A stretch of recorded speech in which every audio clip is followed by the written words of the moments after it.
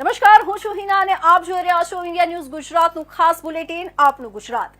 સમાચારની શરૂઆત કરીશું ભાવનગરથી। ભાવનગર શહેરના મેપાનગર વિસ્તારમાંથી તેજપાલસિંહ જેમની ગાય લઈને જઈ રહ્યા હતા તે સમયે એક સામે ગાડી આવી ગઈ હતી। તે સમયે સામાન્ય બોલાચાલી થઈ હતી। બાદમાં તેજપાલસિંહ આ વિસ્તારમાંથી ફરીવાર નીકળતા આ સમયે તેમના પર હુમલો કરાયો હતો। युवक पर 6 થી 7 अजाण्या इसमोए लाकड़ी धोका पाइप वडे हुमलो करी तेजपालसिंह ने ईजाओ पहोंचाड़ी हती। ईजाग्रस्त युवक ने सारवार अर्थे सरकारी होस्पिटल खसेडवामां आव्यो हतो अने बनावना पगले पोलीसने जाण करवामां आवी हती। पोलीसने जाण कराता पोलीसे वधु तपास हाथ धरी हती अने आरोपीओने झड़पी पाडवा चक्रो गतिमान कर्या हता।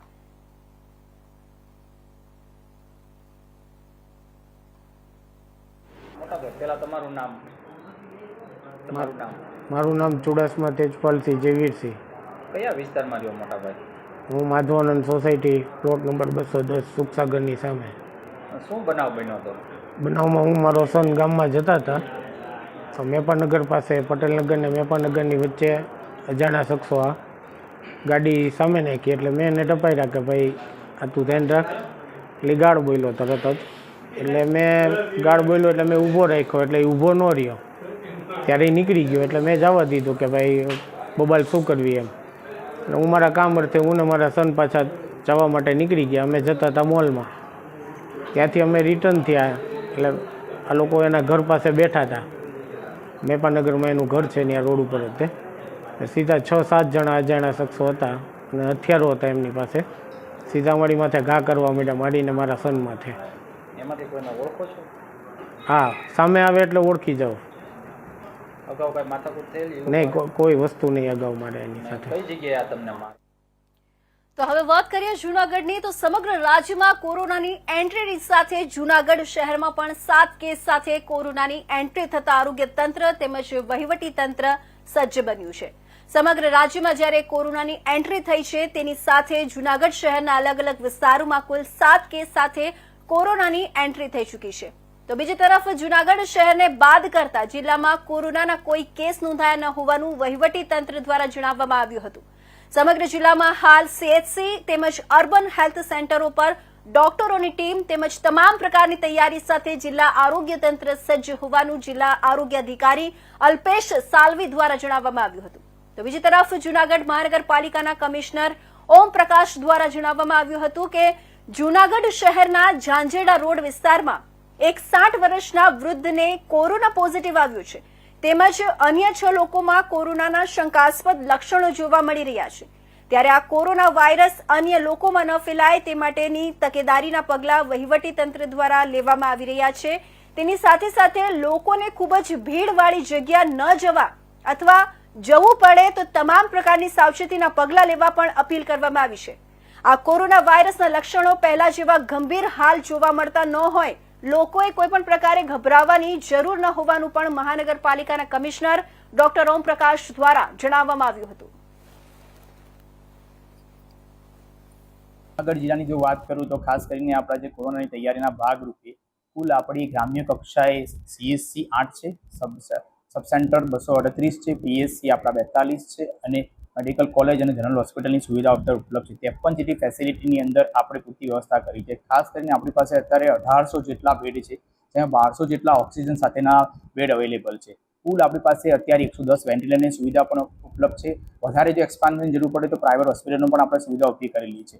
ખાસ કરીને જે ગ્રામ્ય કક્ષાએ જ્યારે ઓક્સિજન સિલિન્ડરની પણ વ્યવસ્થા ઊભી કરી 439 જેટલા ઓક્સિજન સિલિન્ડર પણ આપણી પાસે અવેલેબલ છે। હાલમાં એને ભરાવાની પણ વ્યવસ્થા ઊભી કરવામાં આવેલી છે। બીજું, જ્યારે પણ લાઇટ જાય કે એવું કંઈ થાય તો બીજા ઓક્સિજન કોન્સન્ટ્રેશનની સુવિધા પણ આપણી પાસે ઉપલબ્ધ છે। 340 જેટલા ઓક્સિજન કોન્સન્ટ્રેટર પણ જે વાતાવરણમાંથી ઓક્સિજન મેળવીને પણ આપણા ઓક્સિજન ઊભો કરી શકે તેવી વ્યવસ્થા ઊભી કરેલી છે। ખાસ કરીને જો લેબોરેટરીની સુવિધાની વાત કરીએ તો આપણા જૂનાગઢ જિલ્લાની મેડિકલ કોલેજ ખાતે અત્યારે હાલની તારીખે રોજના 100 ટેસ્ટ થઈ શકે એટલી વ્યવસ્થા પણ આપણે ઊભી કરેલી છે। વધુ જ્યારે જરૂર પડે તો પ્રાઇવેટ લેબોરેટરીની પણ આપણે સુવિધા ઉપલબ્ધ કરવા જઈ રહ્યા છીએ। સર, કોઈ પણ ઇમરજન્સી ઊભી થાય તો સમગ્ર જિલ્લામાં આરોગ્ય તંત્ર કઈ રીતનું એલર્ટ રહેશે? હાલની તારીખે તમામ જગ્યાએ આપણે મોકડ્રીલની વ્યવસ્થા ઊભી કરી છે। તમામ ઓક્સિજન પ્લાન્ટ અને આપણી જે સુવિધા ઉપલબ્ધ છે એની મોકડ્રીલની વ્યવસ્થા ઊભી કરી છે। બીજું, ખાસ કરીને આપણે નીચેના સ્ટાફને પણ અલર્ટ કર્યા છે। એક ટ્રેનિંગનો પણ પ્રોગ્રામ આપણે કરી લીધો છે અગાઉની સમયની અંદર। અને બીજું, ખાસ કરીને પ્રાઇવેટ તો હવે સમાચાર જોઈએ જામનગરથી. જામનગરમાં બેડેશ્વર વિસ્તારમાં પાણીની પાઇપ લાઇન તૂટી ગઈ હતી. બેડેશ્વર વિસ્તારમાં ખોદકામ દરમિયાન આ પાણીની પાઇપ લાઇન તૂટતા હજારો નાળે જોવા મળ્યા હતા. જાણે વરસાદ આવ્યો હોય તેવા પાણીના દ્રશ્યો સર્જાતા બાળકોમાં પણ કુતૂહલ સર્જાયું હતું.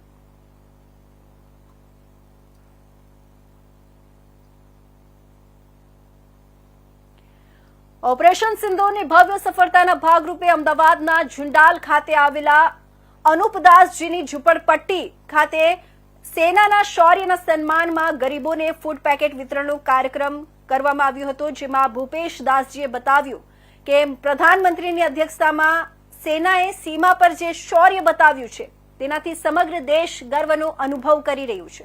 એટલે અમે વિચાર્યું કે સેનાના શૌર્યના સન્માનમાં ગરીબોને ફૂડ પેકેટ વિતરણ કરીએ. એટલે અમે અમદાવાદના અલગ અલગ વિસ્તારોમાં ગરીબોને ફૂડ પેકેટ વિતરણ કરીશું, જેના માટે 3 વાહનો કરવામાં આવ્યા છે, જે અલગ અલગ વિસ્તારોમાં 3 દિવસ સુધી વિતરણ કરશે. આ 3 દિવસમાં 50,000થી વધુ પેકેટ ફૂડ પેકેટ વિતરણ થશે. ભૂપેશ પ્રજાપતિ એનપીપી સેવા ટ્રક ચલાવું છું. શું આયોજન છે આગામી આયોજન એવું છે કે આ સિંદૂર ઓપરેશનનું દેશભરમાં ખુશી ફેલાઈ કે આપણે યુવાનો માટે અને મોદી સાહેબે જે દેશ માટે જે સારું કામ કર્યું છે એની ખુશી માટે એનજીઓ તરફથી આપણે બધાનું મીઠું મોઢું કરાવીએ છીએ. અને આજે અનુપદાસજીની ઝૂંપડી અહીંયા ચાંદખેડામાં આવી છે. અહીંયા અખંડ પાઠ કર્યો અમે, જેમાં 33 કરોડ દેવી દેવતા, 18 કરોડ વનસ્પતિ, એમનો પૂરા દેશનો સારું થાય એના માટેનો પાઠ કર્યો અને ભોજન ભજનનું અહીંયા આયોજન કર્યું. અને હવે વિવિધ વિસ્તારોમાં અમે ફૂડ આ તરફ સમાચાર આવી રહ્યા છે સુરેન્દ્રનગરથી. સુરેન્દ્રનગરમાં પિયત માટે પાણી લેવા એક પણ ખેડૂતે નર્મદા વિભાગમાં રજીસ્ટ્રેશન અને નોંધણી જ ન કરાવી છે. સુરેન્દ્રનગરની તમામ નર્મદાની કેનાલોમાં 1 જૂનથી પિયત માટે પાણી છોડવાનો નિર્ણય કરાયો છે, પણ પીવાના પાણી માટે રજીસ્ટ્રેશન ન થતા તંત્ર મૂંઝવણમાં મુકાયું છે. કેટલા પાણીની ડિમાન્ડ કરવી તે એક સવાલ છે. સુરેન્દ્રનગરની Maliya branch, Morbi branch, Botad branch અને લીંબડી બ્રાન્ચ સહિતની કેનાલોમાં પાણી છોડવામાં આવશે. ખેડૂતોને ચાલુ વર્ષે વહેલા પાણી છોડવા અંગે આ મહત્વનો નિર્ણય કરાયો છે. ખેડૂતો રજીસ્ટ્રેશન કરાવે તો ઉપર સુધી પાણીની ડિમાન્ડ કરી શકાય તે માટે અધિકારીઓએ અપીલ કરી છે. ધારાસભ્યો અને ગ્રામ પંચાયતો આગેવાનોને તંત્રએ જાણ કરી તાત્કાલિક ખેડૂતો પિયત માટેના પાણી માટે રજીસ્ટ્રેશન કરે તેવી અપીલ કરવામાં આવી છે. સૌરાષ્ટ્ર શાખા નહેર વર્તુળ 3 સુરેન્દ્રનગર. મુખ્ય એજન્સી સૌરાષ્ટ્ર શાખા નહેર હસ્તકની 6 બ્રાન્ચ કેનાલ માળિયા, વલભીપુર, ધ્રાંગધ્રા, લીંબડી, મોરબી અને બોટાદ. આ તમામ શાખા નહેરમાં 1 જૂન 2025થી ખરીફ સિઝન 2025 માટે પાણીના વિતરણ કરવાનું આયોજન કરવામાં આવેલું છે. જે માટે ખરીફ ફોર્મ ભરવા, માગણા પત્રક ફોર્મ ભરવા માટે અને પીવાની રકમ જમા કરાવવા માટે ન્યૂઝપેપરમાં અવારનવાર ખેડૂતોને જાણ કરવામાં આવેલી છે. તે માટે માનનીય ધારાસભ્યશ્રી કક્ષાથી મિટિંગ પણ કરવામાં આવેલી છે.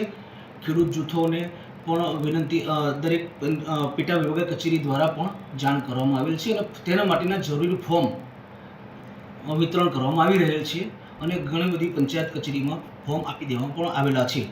પરંતુ ખેડૂતો દ્વારા હજી સુધી ફોર્મ ભરીને પરત આવેલા નથી.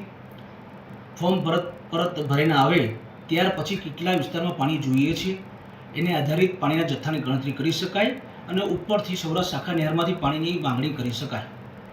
એટલે આ ચેનલ મારફતે હું દરેક ખેડૂત ખાતેદારોને, ગામના આગેવાનો, ધારાસભ્યશ્રીઓને આ તમામને હું રિક્વેસ્ટ કરવા માગું છું કે ખાસ કરીને 31 મે સુધીમાં તમામ શાખા નહેર, 6 શાખા નહેરના માંગણા પત્રકના ફોર્મ જલ્દીથી પેટા વિભાગ કચેરીમાં જમા કરાવી દેવામાં આવે, જેથી કરીને સિંચાઈનું પાણી 1 જૂનથી આપવાનું આયોજન થઈ શકે.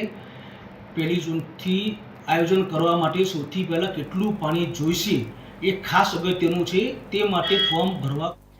તો આ તરફ આગળ વાત કરીએ અમીરગઢની. તો અમીરગઢ પંથકમાં અંદાજે 90 કિલોમીટરની સ્પીડથી ફૂંકાયેલા પવનના લીધે ઠેર ઠેર વૃક્ષો અને વીજપોલ ધારાશાયી થયા હતા, જેના લીધે વીજ પુરવઠો ખોરવાઈ ગયો હતો. જોકે વીજ કંપનીની ટીમ દ્વારા કામગીરી હાથ ધરવામાં આવી હોવાથી કેટલીક જગ્યાએ વીજળી શરૂ થઈ ગઈ હતી, જ્યારે કેટલાક વિસ્તારમાં પવનના લીધે મકાનોના પતરા ઉડી ગયા હતા. તો વૃક્ષો નીચે પશુઓ દબાઈ જતા મોતને ભેટ્યા હતા. વરસાદની વાત કરવામાં આવે તો પવનના સુસવાટા સાથે વરસાદ શરૂ થતા રેલવે અંડરબ્રિજ સહિત ગામના મુખ્ય માર્ગ પર વરસાદી પાણી ભરાતા વાહન ચાલકો સહિત રાહદારીઓને પરેશાની વેઠવી પડી હતી.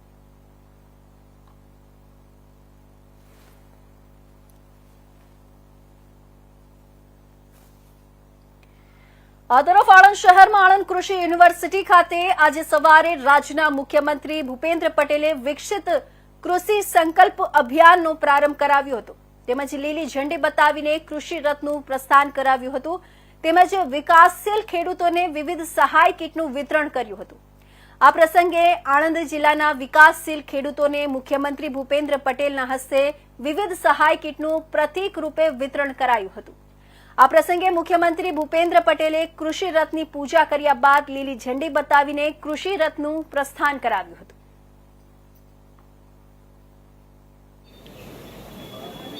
ખાદ્ય ઉત્પાદનો સહિત દરેક ક્ષેત્રે સ્વદેશી અપનાવીને આત્મનિર્ભરતાનું આહ્વાન કર્યું. આ વિકસિત કૃષિ સંકલ્પ અભિયાન પણ અનાજ ઉત્પાદન માટે દેશના ખેડૂતોને આત્મનિર્ભરતા વધારનારું અને સ્વદેશીને પ્રોત્સાહન આપનારું આગવું કદમ છે. જય જવાન, જય કિસાન અને જય વિજ્ઞાન સૂત્રમાં આદરણીય વડાપ્રધાન શ્રી મોદી સાહેબે એમાં વધુ એક સૂત્ર જય અનુસંધાન જોડીને શોધ, સંશોધન અને ટેકનોલોજીના ઉપયોગ જન જન સુધી પહોંચાડવાનો આયામ આદર્યો. વડાપ્રધાનશ્રીએ વિકસિત ભારતના નિર્માણ માટે ગરીબ, યુવા, અન્નદાતા અને નારી શક્તિ એટલે કે જ્ઞાનના સશક્તિકરણને વિશેષ મહત્વ આપ્યું. કૃષિમાં સમય અનુરૂપ ટેકનોલોજીનો ઉપયોગ, આધુનિકતા અને સસ્ટેનેબલ ફાર્મિંગ માટે અન્નદાતાઓને માર્ગદર્શન શિક્ષણ આપવા એક નવતર પહેલ આ વિકસિત કૃષિ સંકલ્પ અભિયાન રૂપે ભારતભરમાં આજથી શરૂ થઈ ગયું. આ અભિયાનમાં ખેડૂતોને ઘેર બેઠા કૃષિ તજજ્ઞો અને વૈજ્ઞાનિકો અદ્યતન ખેતીની ટેકનિક અને વાવેતરથી લઈને વેચાણ સુધીની સમજ આપવાના છે. ખેડૂતો માટે ઘેર બેઠા ધંધાના અવસર દેશની હાલની કૃષિ ક્રાંતિના પ્રણેતા વડાપ્રધાન શ્રી નરેન્દ્રભાઈની પ્રેરણાથી આવ્યો. વડાપ્રધાન શ્રી હંમેશા ખેડૂતોના હિતને અને કૃષિ કલ્યાણની અગ્રતા આપી. વડાપ્રધાન શ્રી મોદી સાહેબે ખેડૂતો માટે ગઈકાલે કેન્દ્રીય કેબિનેટની બેઠક બે ખેડૂત હિતકારી નિર્ણય જાહેર કર્યા છે. એ માટે પણ આપ સૌ વતી એમને ખૂબ ખૂબ અભિનંદન પાઠવું છું. ખેડૂતોના વાવેતર શરૂ કરે તે પહેલા 25-26ના વર્ષ માટે ખરીફ પાકોના ટેકાના ભાવમાં વધારો કર્યો છે અને સંકલિત ખેતીનો અભિગમ ખેડૂતો પાર પાડી શકે તે માટે હવે પશુપાલન અને મત્સ્ય ઉદ્યોગ માટે પણ 2 લાખ રૂપિયાની સુધીની લોન આપવાનો નિર્ણય કર્યો છે. આના પરિણામે ખેતી સાથે પશુપાલન અને મત્સ્ય ઉદ્યોગ પણ પ્રોત્સાહન મળશે. જો ખેતીનો વર્ષ નબળું જાય તો ખેડૂત પશુપાલનમાંથી આવક રહી શકે અને ખેતી પરનું જોખમ પણ ઘટશે. ગુજરાતના ખેડૂતો તો વડાપ્રધાન શ્રી વિઝનરી નેતૃત્વનો છેલ્લા 2.5 દાયકાથી લાભ આપણે મેળવી રહ્યા છીએ. એક સમયે આપણો ખેડૂત વરસાદની ચાતક નજરે રાહ જોતો, આકાશની ખેતી જ કરતો. દર 2 વર્ષે દુકાળ, પાણીની તંગી અને અપૂરતી વીજળી જેવી દયાજનક સ્થિતિમાં ખેડૂત અને ખેતી બે હતા. શ્રી નરેન્દ્રભાઈ મોદીએ 2001માં મુખ્યમંત્રીશ્રીનું તરીકેનું સેવા દાયિત્વ સંભાળીને ખેતીની આ દશા સુધારીને રાજ્યના ખેડૂતોને ખેતીની નવી દિશા આપી. જો ખેડૂતોનું કૃષિ ક્ષેત્ર અને ગ્રામીણ જનજીવનનું ભલું કરવાની રાજકીય ઈચ્છા શક્તિ હોય તો કેવા બદલાવ લાવી શકાય કે તેમણે વીજળી અને નર્મદાનું પૂરતું પાણી સિંચાઈ માટે આપીને પુરવાર કર્યું. ખેડૂતોને પોતાના ખેતરમાં કયો પાક વધુ લઈ શકાય, વેલ્યુએશન કેવી રીતે કરી અને વધુ કિંમત મળે એ બધી સમજ ખેડૂતોને સામે ચાલીને રાજ્ય સરકાર આપે તેવો અભિગમ શ્રી નરેન્દ્રભાઈ કૃષિ મહોત્સવથી અપનાવ્યો. Soil health card, lab to land, પશુ આરોગ્ય મેળા જેવા કૃષિ હિતકારી આયામો પર મોદી સાહેબની વિઝનરી લીડરશીપ અને આગવી તરફેણથી ગુજરાતને મળ્યા છે. 2001 થી 2014 સુધીના સમયગાળા દરમિયાન જ્યારે સમગ્ર ભારત કૃષિ વિકાસ દર 3% હતો, ત્યારે મોદી સાહેબના નેતૃત્વમાં ગુજરાતનો વાર્ષિક કૃષિ વિકાસ દર ડબલ ડિજિટમાં દર વર્ષે વૃદ્ધિ કરી રહ્યો છે. મોદી સાહેબે વડાપ્રધાન તરીકેનું સેવા દાયિત્વ 2014માં સોલંકી બોરિયાવી. નરેશભાઈ, આજે તમારું સન્માન કરવામાં આવ્યું છે વિકસિત કૃષિ સંકલ્પ અભિયાનના મુખ્યમંત્રીના હસ્તે. શું કહેશો? હા, આજે વિકસિત કૃષિ સંકલ્પ અભિયાન જે અંતર્ગત મને અહીંયા આગળ મુખ્યમંત્રી સાહેબ શ્રીના હાથે મારું સન્માન કરવામાં આવ્યું અને ત્યાં આગળ મને બિયાની કીટ આપવામાં આવી. કે આ મિશનનો મેઇન એ છે કે ખેડૂતની આવક, ખેડૂત સમૃદ્ધ થાય, ખેડૂતની આવક વધે, એના માટે આજે બધાને જે ખેડૂતને બિયારણની કીટ આપવામાં આવે તો 50% રાહતે તમને બિયારણ મળે છે, જેથી ખેડૂતને બિયારણનો ખર્ચ ઘટે છે અને એની ખેડૂતની આવકમાં વધારો થાય છે. એટલે ખેડૂત માટે તો અત્યારે જે સરકારશ્રી કહે છે કે પ્રાકૃતિક ખેતી કરો, અને એમાં પણ સરકારશ્રી આવા તમને બિયારણમાં સબસિડી આપે છે, તો એનાથી ખેડૂતની આવક જે વધારો થાય છે, ખેડૂતનો ખેતી ખર્ચ ઘટે છે. તો હું સરકારશ્રીનો ખૂબ ખૂબ આભાર માનું છું કે સરકાર આવા અભિયાનો દ્વારા, આવા મિશનો દ્વારા ખેડૂત સુધી પહોંચે. તો અરવલ્લી જિલ્લાના મોડાસા નગરપાલિકા વિસ્તારમાં કમળા કેસ જોવા મળતા મોડાસા તાલુકા આરોગ્યની ટીમ અને મોડાસા નગરપાલિકા સેનેટરી વિભાગ સાથે રાખીને કામગીરી હાથ ધરવામાં આવી હતી. મોડાસા તાલુકા આરોગ્યની ટીમ અને મોડાસા પાલિકા ટીમ દ્વારા નગરપાલિકાના કબ્રસ્તાન વિસ્તાર, નુરાની સોસાયટી, થોરીવાસ જેવા વિસ્તારોમાંથી તપાસ કરી પાણીના નમૂના લેવામાં આવ્યા હતા. જે પાણીના નમૂના પાણી લેબમાં ટેસ્ટ કરાવતા પાણી દૂષિત ન હોવાનું જણાવ્યું હતું. આ સાથે મોડાસા નગરપાલિકા સેનેટરી વિભાગ ટીમ દ્વારા અખાદ્ય પેપ્સીનો જથ્થો મળી આવ્યો હતો. આ પેપ્સી અંદાજિત 1861 કિલોગ્રામ જથ્થો ઝડપીને યોગ્ય નિકાલ કરવામાં આવ્યો હતો. નગરપાલિકા તથા મોડાસા તાલુકા હેલ્થ ઓફિસ THO સાહેબના સંકલનમાં મોડાસા નગરપાલિકાની ટીમ અને આરોગ્યની ટીમ દ્વારા નગરપાલિકા વિસ્તારની અંદર જે પેપ્સી અને ચટકાઝનો જે વેપાર કરતા હતા નાના ખાદ્ય એકમો, જેમાંથી જે અખાદ્ય જથ્થો પકડવામાં આવેલો હતો, અંદાજિત 1861 કિલો જેટલો જથ્થો હતો, જેનો નાશ બંને ટીમો દ્વારા કરવામાં આવેલ છે. જેની અંદર નગરપાલિકાની ટીમ અને આરોગ્યની ટીમ સાથે રહી સંયુક્ત કામગીરી કરવામાં આવેલી હતી. જે તમામ જથ્થો તાત્કાલિક પકડી અને સીઝ કરી તેનો નાશ કરવામાં આવે છે. વધુમાં જે વિસ્તારમાં કમળાના કેસો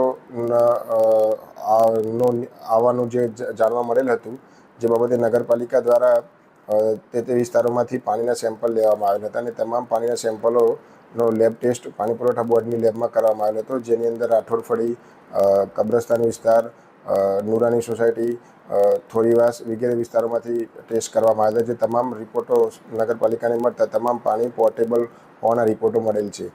આમ પ્રાથમિક દ્રષ્ટિએ જોતાં પાણીના કારણે ફેલાવાની શક્યતાઓ નહીવત છે, પરંતુ અખાદ્ય પદાર્થો અને ખોરાક બહારનો ખાવા. પાલનપુર લક્ષ્મીપુરા પટેલ સમાજની વાડીને જોડતા માર્ગ પર વરસાદી પાણી ભરાતા રાહદારીઓ અને સ્થાનિક રહીશોને ભારે હાલાકીનો સામનો કરવો પડી રહ્યો છે. તો તંત્ર દ્વારા આ પાણીનો ઝડપથી નિકાલ કરવામાં આવે તેવી માંગ ઉઠી રહી છે.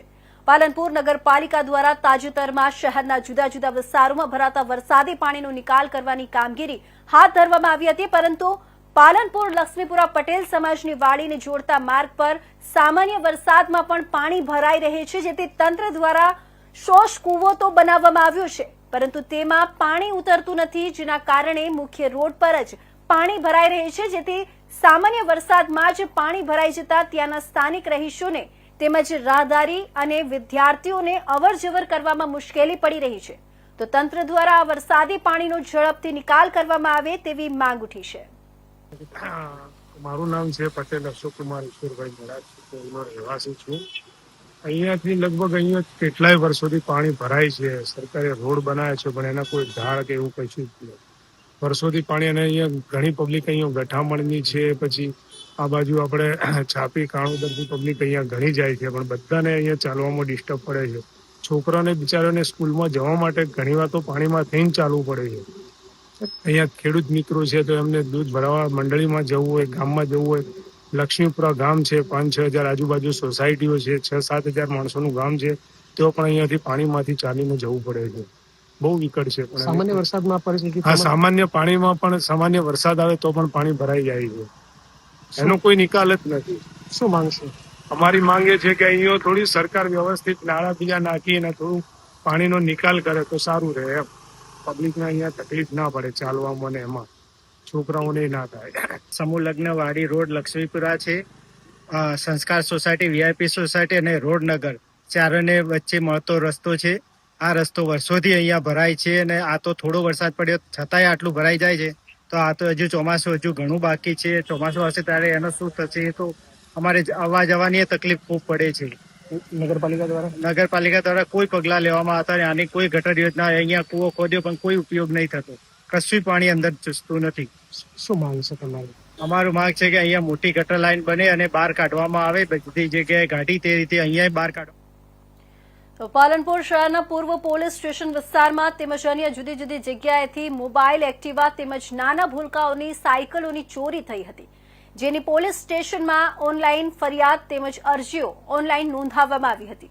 જેથી પાલનપુર પૂર્વ પોલીસ મથકના પીઆઈ SM પટણી તેમજ પૂર્વ પોલીસ મથકની ટીમ દ્વારા જુદા જુદા 23 મોબાઈલ તેમજ 2 એક્ટિવા અને 3 નાના ભૂલકાઓની સાયકલો ચોરી કરનાર શખ્સને ઝડપી લઈ તેમની સામે કાયદેસરની કાર્યવાહી કરી હતી. જિલ્લા પોલીસ વડા અક્ષય રાજ મકવાણાના હસ્તે 13 તુજકો અર્પણ કાર્યક્રમ અંતર્ગત મૂળ માલિકોને અંદાજિત 5 લાખથી વધુની રકમનો મુદ્દામાલ મૂળ માલિકોને પરત કરવામાં આવ્યો હતો. જેથી ચોરી થયેલા મોબાઈલ, એક્ટિવા તેમજ સાયકલો પરત મળતા તેમના ચહેરા પર ખુશી જોવા મળી હતી. તેમજ મૂળ માલિકો દ્વારા પોતાની ચીજ વસ્તુઓ સહી સલામત મળી જતા પોલીસનો આભાર વ્યક્ત કરવામાં આવ્યો હતો. મારું નામ દરજી અશોકભાઈ લીલા છે, મોટી વાલુ તાલુકો સતલાજના, જિલ્લો મહેસાણા. મારો મોબાઈલ એ પાલનપુર ડેપોમાંથી ગયેલો 21/1/2025 છે અને મારો મોબાઈલ આજ રોજ મને 28 પહોંચે મને પરત મળેલો છે.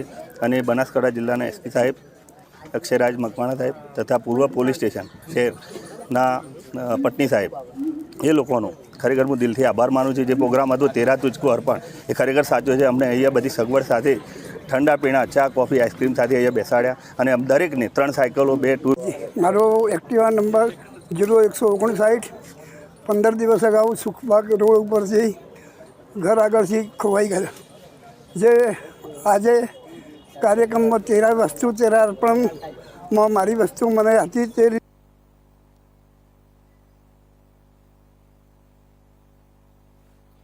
તો આજના આ ખાસ બુલેટિનમાં મહત્વના સમાચારમાં બસ આટલું જ. નવા સમાચાર માટે જોતા રહેજો ઇન્ડિયા ન્યૂઝ ગુજરાત.